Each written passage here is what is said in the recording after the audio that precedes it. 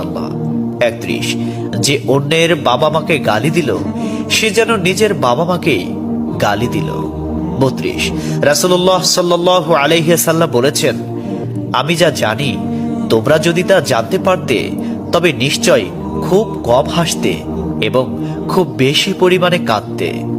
30, মানুষ যদি মৃত ব্যক্তির আর্তনাদ দেখত এবং শুনতে পেত তাহলে মানুষ মৃত ব্যক্তির জন্য কান্না না করে নিজের জন্য কাঁদত।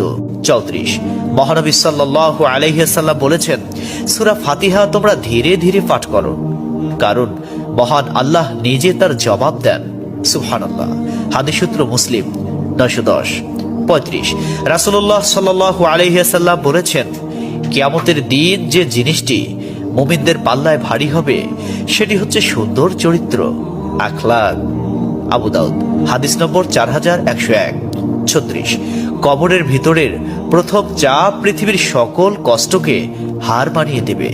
37, হযরত মুহাম্মদ সাল্লাল্লাহু আলাইহি ওয়াসাল্লাম বলেন, যে ব্যক্তির অন্তরে এক সরিষা দানা পরিমাণ অহংকার থাকবে সে জান্নাতে প্রবেশ করতে পারবে না।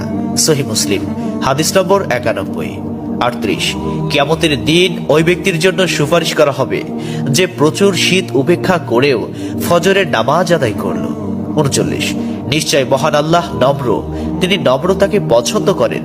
তিনি নম্র স্বভাবের লোকদেরকে যা দান করেন তা কঠিন স্বভাবের লোকদের দান করেন না। আবু দাউদ, হাদিস নম্বর 4807। 40, কবর মানুষকে দিনে 70 বার স্মরণ করে এবং ডাকে।